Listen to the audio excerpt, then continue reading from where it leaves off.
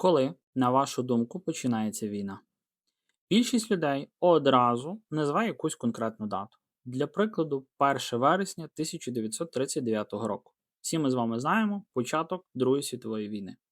Або 24 лютого 2022 року. Також кожен українець одразу, що пригадає, правильно, це, на жаль, але повномасштабне вторгнення Росії в Україну. День, коли перші ракети вдарили по містах, коли танки перетнули кордон або коли пролунав перший постріл. Але що, як ми всі відповідаємо неправильно? Чи взагалі можливо таке? Що, якщо війна починається не тоді, коли починають стріляти, а за роки до цього? Не на полі бою, а в головах людей. Зараз я не прошу вас погоджуватися зі мною. Я лише пропоную зробити одну єдину річ. На кілька хвилин забути абсолютно все, що ми звикли вважати початком війни, і подивитися на історію абсолютно без дат. Тому що варто прибрати календар і починають з'являтися якісь просто дивні загадкові закономірності. Перед початком Другої світової війни буквально ще взагалі не було і жодного постріла, але вже мільйонам людей пояснювали, хто саме винен у всіх їхніх проблемах.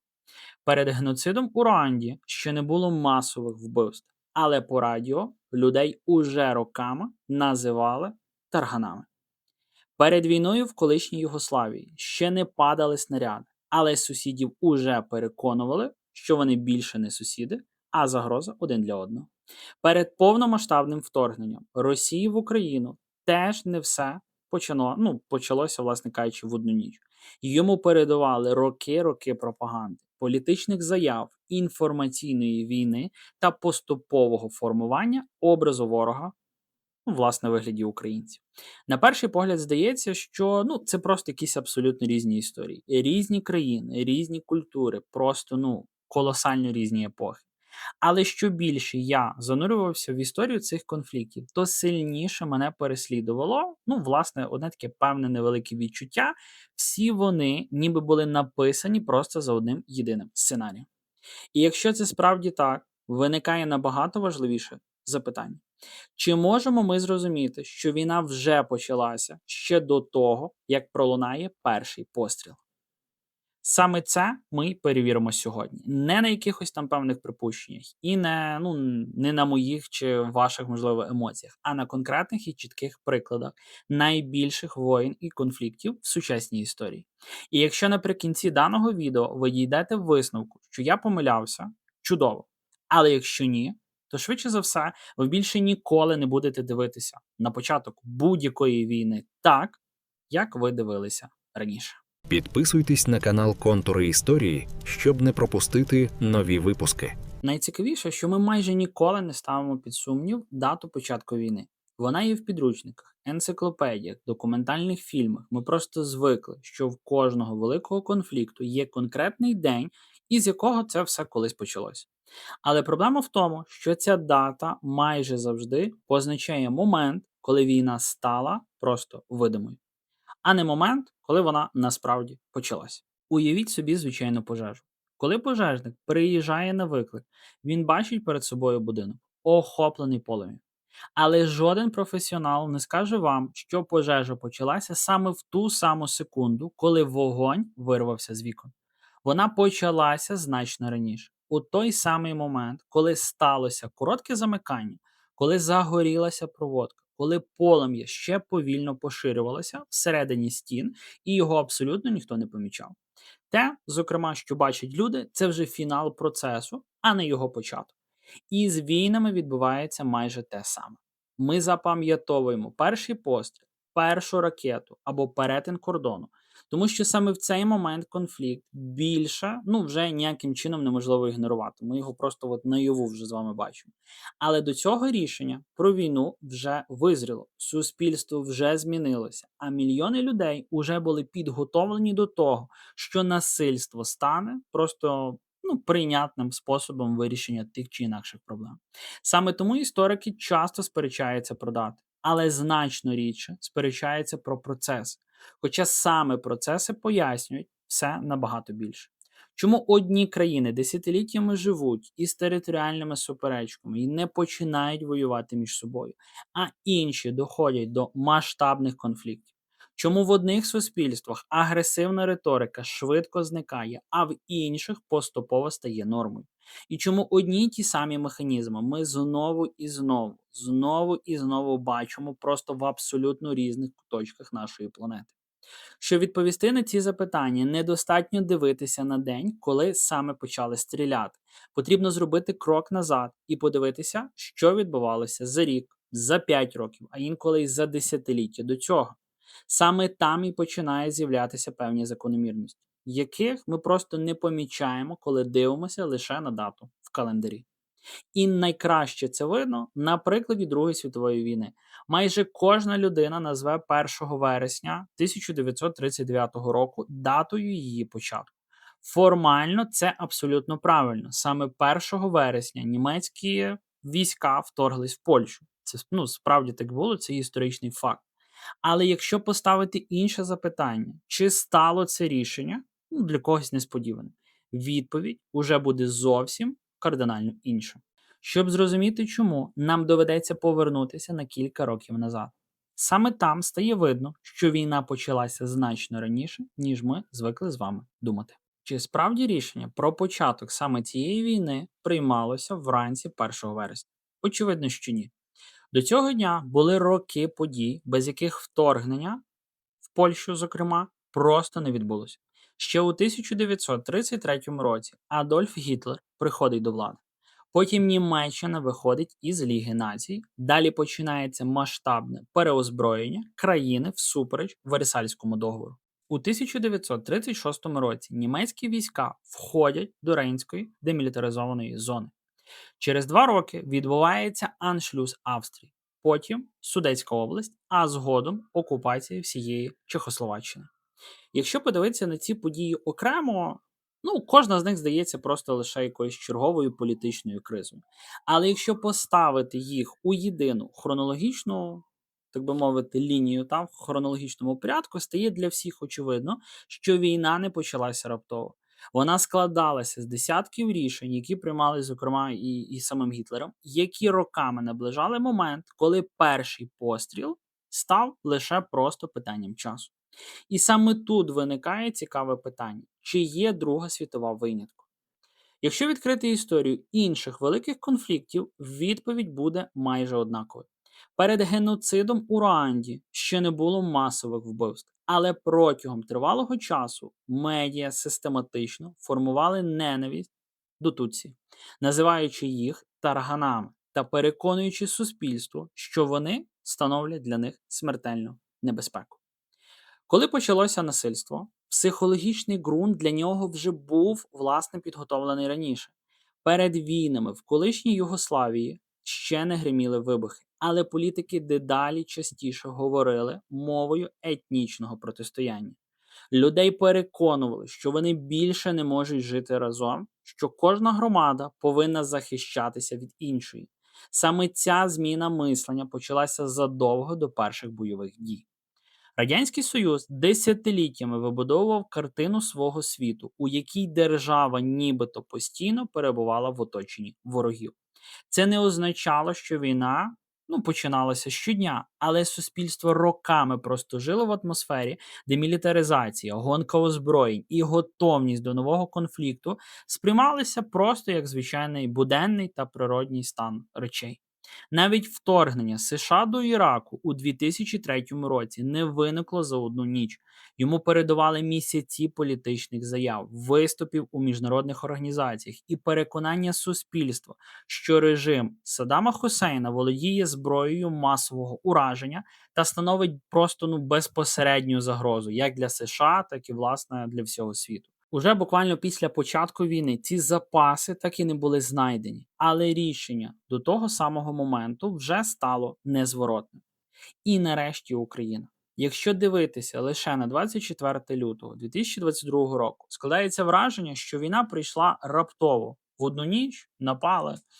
Але цьому дню передувала анексія Криму, війна на Донбасі, багаторічна інформаційна кампанія про один народ, якийсь вигаданий, заперечення української державності, концентрація військ біля кордонів і постійне підвищення напруги. Також Тузла у 2003 році перша спроба. До речі, на каналі є відео про Тузлу, рекомендую вам всім до перегляду. Саме тому сьогодні більшість істориків розглядають повномасштабне вторгнення не як, власне, сам початок конфлікту, а як його просто новий етап ескалації, називайте як хочете. На перший погляд, між усіма цими історіями немає абсолютно нічого спільного. Німеччина 30-х років, Африканська Руанда, Балкани, Радянський Союз, Близький Схід, сучасна Україна, просто різні континенти, різні культури, абсолютно кардинально різні народи, зовсім різні причини цих всіх конфліктів. Але якщо прибрати назви держав, імена політиків і, власне, самі дати, починає проявлятися одна й та сама закономірність. Жодна з цих воєн не виникла в день першого пострілу. Кожна з них почалася значно раніше, із процесів, які саме на той момент ще не називалися війною. І саме ці процеси ми зараз розберемо крок за кроком. Бо якщо вони повторювалися десятки разів у різних країнах і в різні історичні епохи, виникає головне запитання цього відео. Чи існує певний механізм, за яким суспільства поступово приходять до війни? І перш ніж ми з вами продовжимо, хочу сказати декілька слів. Якщо вам подобаються великі історичні відео без клікбейту і поверхневих переказів, ви можете підтримати розвиток каналу. Зараз відкритий збір на новий мікрофон вартістю 6 тисяч гривень. На момент запису даного відео вже вдалося зібрати 500 гривень. Якщо матимете бажання долучитися, всі актуальні реквізити, як завжди, є в описі даного відео, будуть продубльовані в закріпленому коментарі під цим відео, і також зараз у вас є виведені на вашому екрані. А тепер повертаємося до головного питання. Якщо порівняти всі війни, про які ми з вами буквально щойно говорили, в попередньому блоці, то дуже швидко стає зрозуміло. Вони почалися по-різному, але майже всі проходили через однакові етапи. І перший із них завжди дивує, кожного найбільше. Тому що він майже ніколи не пов'язаний зі зброєю. Він починається зі страху. Не зі страху солдата, який йде в атаку, і навіть не зі страху людей, які вже живуть під обстрілами. Набагато раніше виникає інший страх – страх цілого суспільства. Саме він стає тим самим ґрунтом, на якому пізніше можна побудувати практично будь-яке виправдання для війни. Звучить дивно, але жодна влада не може переконати мільйони людей підтримати війну лише словами «давайте почнемо воювати». Так це взагалі не працює. Спочатку суспільство повинно повірити, що воно опинилося перед реальною небезпекою. Причому ця небезпека не обов'язково має виглядати для когось там вигаданою. Вона має існувати насправді. Може бути якимось там, можливо, перебільшенням або свідомо викривленою, але вона все ж таки має бути. Для механізму це не має принципового значення. Важливо інше. Люди повинні відчути, що жити так, як раніше, більше неможливо. Саме тому страх майже завжди стає головною політичною валютою перед великими війнами. Подивімося на Німеччину після Першої світової війни. Країна переживає економічну кризу, приниження після Версальського договору, гіперінфляцію та безробіття. У такій ситуації людям дедалі частіше пояснюють, що це не якісь там тимчасові просто труднощі. Потерпіть, скоро все поміняється. А наслідок глобальної несправедливості, яку хтось навмисно підтримує. Страх втратити майбутнє поступово перетворюється на готовність погодитися з будь-яким рішенням, яке обіцяє повернути країні силу і безпеку. Радянський Союз використовував інший підхід, але логіка залишалася тією самою. Протягом десятиліть громадянам пояснювали, що країна живе в оточенні ворогів. Захід нібито лише буквально чекає слушної нагоди, щоб напасти, знищити радянську державу або підкорити її економічно і політично. Незалежно від того, наскільки реальними були ті чи інші загрози. У суспільстві постійно підтримувалося відчуття, що без сильної армії та готовності до боротьби вижити просто неможливо. У Руанді страх будували зовсім інакше. Людей переконували, що тутсі нібито готуються захопити владу, помститися більшості населення і поставити під загрозу саме існування країни. Історичні конфлікти Політична боротьба та соціальна напруга подавалися не як якась там складна проблема, а просто як смертельна небезпека, яка буквально ось-ось стане реальністю. Коли людина щодня чує, що її сім'я перебуває під загрозою, вона поступово починає дивитися на світ кардинально інакше. Перед розпадом Югославії політики також дедалі частіше говорили не про якусь там співпрацю, а просто про виживання. Кожній етнічній групі пояснювали, що саме вона може стати наступною жертвою. У результаті серби, хорвати й боснійці почали дедалі менше довіряти одне одному. Те, буквально що ще кілька років тому здавалося звичайними політичними суперечками, які є в кожного народу, в кожній країні, між сусідами і так далі, поступово перетворилося на взаємний страх. І якщо перенестися в сучасність, той самий механізм можна побачити й перед повномасштабним вторгненням Росії в Україну. Російське керівництво роками говорило про розширення НАТО, необхідність захищати російськомовне населення та загрозу, яка нібито наближається до російських кордонів. Знову ж таки, зараз для нас важливо не обговорювати правильність цих там тверджень. Вони, звичайно, що неправильні і так далі. А зрозуміти буквально сам принцип, як це відбувається. Зараз без якоїсь там нотки моральності, з точки зору, що на нашу країну якби напали. Щоб суспільство погодилося на війну, воно спочатку повинно повірити, що війна вже майже неминуча. Тобто, на принципі, росіян, як це відбувалося, що спочатку їхні суспільство переконали в тому, що українці, Україна це вороги. І саме тому вони так легко йшли в 22-му році нас нищити, вбивати. Тобто вони добровольцями йшли вбивати хахлів, як вони ці всі йшли і так далі. Власне, в цьому і є вся оця заковика. Також ви зараз можете глянути на взаємовідносини польського населення і, зокрема, українців, які перебувають в Польщі. На жаль, за цими всіма паттернами цілком можливо, що в дуже такій близькій перспективі оця ненависть, яка в поляків наростає, зокрема в Польщі, в їхньому суспільстві по відношенню до українців, ви можете бачити в новинах на постійній основі. На жаль, там на українців напали, там за українську мову напали, там за україномовні пісні і так далі, і так далі. От всі ці механізми, вони формуються і починалися зовсім, на жаль, але аналогічно. І саме в цьому полягає головна оцього всього сила. Людина, яка живе в атмосфері постійної загрози, починає дедалі менше запитувати, а чи варто воювати? Натомість вона ставить зовсім інше запитання: що потрібно зробити, щоб врятуватися від цієї загрози? Саме в цей момент відкриваються двері до наступного етапу.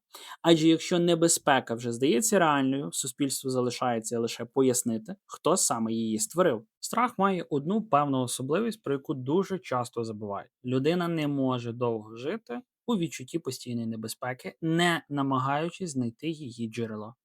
Якщо нам постійно говорять, що країна опинилась під загрозою, що майбутнє наших дітей у небезпеці, або що ворог вже майже біля воріт, рано чи пізно виникає абсолютно природне запитання, хто в цьому винен.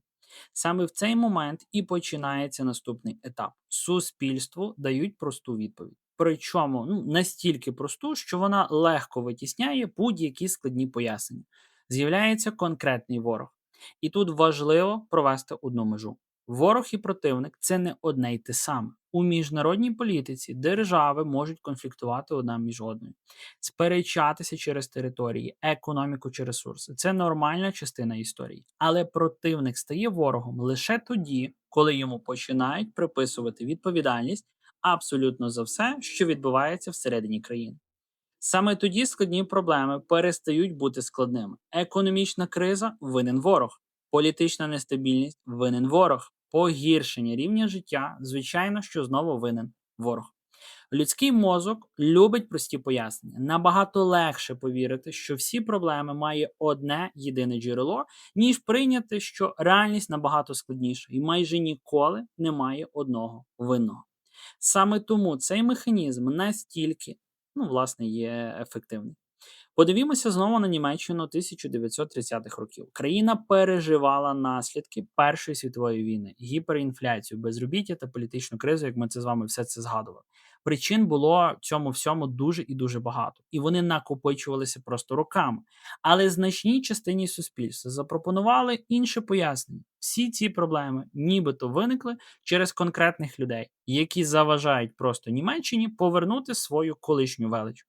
Складна картина світу була зведена до простої формули: є винний, достатньо його усунути, і країна знову стане сильною. Практично той самий принцип працював і в Руанді. Економічні труднощі, політична боротьба і напруження між громадами не пояснювалися десятками різних причин. У суспільстві дедалі частіше звучала одна думка: головна проблема країни це Тутсі. Поступово саме вони стали універсальною відповіддю майже на будь-яке запитання про те, чому Руанда живе в постійній кризі. Перед війнами в колишній Югославії ситуація розвивалася дуже схоже. Політики дедалі частіше пояснювали проблеми не якимись там економічними чи політичними причинами, а існуванням інших етнічних груп. Людей переконували, що їхні сусіди становлять загрозу, а мирне співіснування більш просто неможливе. І що довше ця думка звучала в інформаційному просторі, то природнішою вона, власне, ставала. Якщо подивитися на сучасну російсько-українську війну, можна побачити знайомі механізми. Протягом багатьох років російська державна риторика дедалі частіше пояснювала дії України не як політику незалежної держави, а як частину масштабної загрози з боку Заходу. У такій картині світу Україна переставала бути окремим суб'єктом і ставала символом значно більшого ворога. Саме це дозволяло пояснювати майже будь-яке загострення не як результат якихось там політичних процесів, а просто як прояв єдиного глобального конфлікту. Якщо уважно подивитися до всіх цих прикладів, стає помітною ще одна закономірність: образ ворога майже ніколи не створюють брехнею від початку до самого кінця. Зазвичай за основу беруть реальні конфлікти, реальні історичні образи, реальні суперечки або справжні страхи. Але потім усе це поступово спрощують, коли складна історія не перетворюється на дуже просту: є ми, є вони, і саме вони винні в всіх наших бідах. Це надзвичайно сильна конструкція. Вона позбавляє людину необхідності аналізувати, сумніватися чи ставити незручні запитання. Якщо причина всіх проблем уже знайдена, значить залишається лише одне: щось із цією причиною треба зробити. Але навіть тепер існує проблема, яку не можна вирішити лише пропагандою. Яким би небезпечним не здавався ворог, люди все одно розуміють, що по той бік кордону живуть такі самі люди зі своїми сім'ями, дітьми, роботою та повсякденним життям. А поки це розуміння існує, масове насильство залишається морально неприйнятним. Саме тому майже кожна велика війна робить ще один єдиний крок. І, мабуть, саме він є найнебезпечнішим з усіх. Людей потрібно переконати, що перед ними вже не такі самі люди, як вони самі. Саме в цей момент починається дегуманізація. До цього моменту механізм вже майже завершений. Люди вже налякані, вони вже переконані, що знають, хто винен у всіх їхніх проблемах.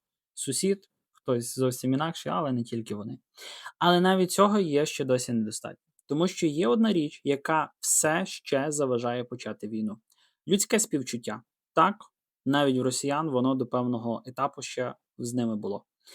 Якби, дивно це не звучало, на перший погляд, але більшості людей психологічно дуже важко прийняти насильство проти тих, кого вони сприймають як таких самих людей. Саме тому перед великими війнами майже завжди відбувається ще одна зміна: змінюється не реальність, а наше сприйняття іншої сторони. Подивіться, наскільки схожими є різні історичні приклади. У Руанді представників народу Тутсі роками називали тарганами. Це слово не було випадково, якоїсь простота випадково взятою і не є якоюсь випадковою образою. Воно виконувало конкретну функцію. Таргана не шкода розчавити. І коли людина роками чує подібні порівняння, вона поступово перестає бачити перед собою конкретну людину. У нацистській Німеччині євреїв так само систематично зображували не як громадян країни, а як небезпечний елемент, який нібито загрожує її існуванню. Для цього використовували пресу, плакати, кіно, шкільні підручники, практично весь інформаційний простір. Це була не кампанія на кілька тижнів, це була багаторічна робота зі змінами суспільного мислення. І саме тут варто звернути увагу на одну важливу закономірність. Дегуманізація майже ніколи не починається із закликів до насильства. Вона починається зі слів. Спочатку змінюється мова, потім змінюється ставлення, і лише після цього змінюється поведінка. Саме тому історики так уважно досліджують не лише політичні рішення, а й саме те, як у різні періоди почали говорити про цілу групу людей. Тому що слова не запускають війну самі по собі, але вони можуть поступово прибрати останній моральний бар'єр, який стримує суспільство від насильства. І коли цей бар'єр зникає, залишається останнє запитання: якщо ворог уже визначений, якщо він більше не сприймається як людина, то чому чекали далі? Саме в цей момент війна починає виглядати не як один із певних там можливих варіантів, а просто як нібито один єдиний вихід з цієї ситуації. Саме про це наступний етап. Після дегуманізації залишається зробити останній крок. Навіть якщо людина більше не співчуває своєму ворогу, це ще не означає, що вона готова підтримати війну. Для цього її потрібно переконати в іншому, що часу більше немає. Якщо уважно подивитися на історію, майже жодна війна не починалася зі слів «ми хочемо напасти». Майже завжди суспільство пояснювали абсолютно протилежно. Ми змушені діяти, тому що іншого виходу вже не залишилось. Тут, до речі, можете проаналізувати всі ці вислови, які президент Кацапії транслює оця їхня еліта. Вони постійно це подають, як їх змусив Захід. Нацистський режим в Україні їх змусив. Просто всі ці слова говоряться в нашому сучасному конфлікті з самого початку і протягом всього цього періоду, скільки триває війна. Хороший приклад вторгнення США до Іраку у 2003 році. Одним із головних аргументів була інформація про зброю масового ураження, яка нібито становила просто безпосередню загрозу. Вже після початку війни цієї зброї так і не знайшли. Але особисто президент США, тодішній Буш-молодший, він найбільший був рупор, власне, початку вторгнення США в Ірак, нібито таким чином, щоб вберегти від створення ядерної зброї. Але рішення було ухвалено набагато раніше, чим власне почався сам конфлікт, у той момент, коли суспільство повірило, що чекати більше не можна. Схожий механізм можна побачити як я вже казав, перед повномасштабним вторгненням Росії в Україну. Російське суспільство роками готували до думки, що конфлікт стає просто неминучим, а силовий сценарій – єдиний спосіб гарантувати безпеку для Московії. Зараз не оцінюємо ці твердження з якоїсь там моральної сторони. Я просто це як фактаж, припідношу зараз.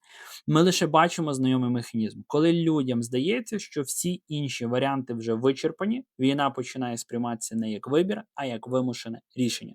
Саме тому перший постріл майже ніколи не є справжнім початком війни. До цього моменту вже сформовано страх, уже визначений ворог, вже втрачено співчуття і вже створене переконання, що іншого виходу просто не існує. Коли ракети летять, а танки перетинають кордон, процес уже завершений. Світ лише бачить його фінальний етап. І саме тут виникає найважливіше питання. Якщо всі великі війни проходять через подібний сценарій, чому людство знову і знову не помічає його, поки ще можна щось змінити? Після всього, що ми, власне, сьогодні в цьому відео розібрали, залишається одне лише запитання. Якщо цей механізм повторюється знову і знову, чому людство майже ніколи не помічає його вчасно? Відповідь набагато простіша, ніж здається на перший погляд. Ми звикли вважати початком війни те, що найкраще видно. Перший вибух, першу ракету, перший танк, який перетнув кордон. Але це лише момент, коли прихований процес стає очевидним для всіх.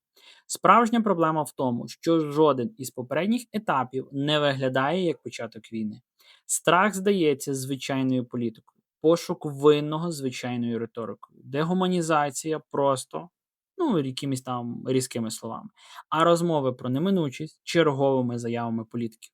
Саме тому люди майже ніколи не помічають, коли переходять точку неповернення. Не тому, що вони не знають історії, а тому, що кожен окремий крок здається недостатньо важливим, щоб бити на сполох. Лише потім, коли війна вже почалася, всі ці події складаються в єдину картину. І тоді виникає знайома фраза: тепер очевидно, що все до цього йшло. Але історія не стає очевидною в момент, коли вона відбувається. Очевидною вона стає лише після того, як уже нічого не можна змінити. Можливо, саме тому ми так часто сперечаємося про дату початку війни. Тому що дату визначити легко, значно складніше визначити момент, коли суспільство почало приймати те, що буквально ще вчора здавалося абсолютно неприйнятним. І якщо після цього відео ви запам'ятаєте лише одну єдину думку, нехай вона буде саме такою. Війна починається не тоді, коли звучить перший постріл. Вона починається тоді, коли суспільство крок за кроком приходить до думки, що цей постріл став можливим. Перший постріл це не початок історії, це її фінальний наслідок. І, до речі, в нас на каналі є відео за Карпатську Україну. Там, от, власне, перше це відео, де я використав, не назву це цей прийом, але, от, власне, цей паттерн я трошечки рамки розширив, де для українців початок Другої світової війни всі звикли, що це 1 вересня 39-го року. Але саме для Карпатської України це частина України почалося набагато раніше, тобто, зокрема, весною 39-го року. І от, власне, в цьому відео я перший раз окреслив те, що Друга світова війна для України, для українців, конкретно, коли там перетнули кордон, почалася саме в період Карпатської України, бо це теж частина України. Хоча, якщо дивитися, то ще раніше. От саме в цьому відео я вам його тут виведу, продублюю, як воно виглядає. Рекомендую переглянути вже під свіжим поглядом, зокрема на це відео. Ось. І на фінал, що можна підсумувати? На початку цього відео я поставив просте запитання: коли насправді починається війна? Після всіх цих прикладів, які ми сьогодні розібрали, відповідь уже не здається такою очевидною. Можливо, мені здається. Ми звикли шукати початок війни в календарі, у конкретній даті, у першому вибуху, у першій ракеті. Але історія показує зовсім інше. Перший постріл не створює війну, він лише робить її видимою. Справжній початок набагато менш помітний. Він починається тоді, коли страх поступово витісняє здоровий глузд. Коли замість складних відповідей суспільству пропонують простого винного. Оцей винний і все. Коли людей перестають бачити людьми. І коли насильство починає здаватися не трагедією, а логічним рішенням.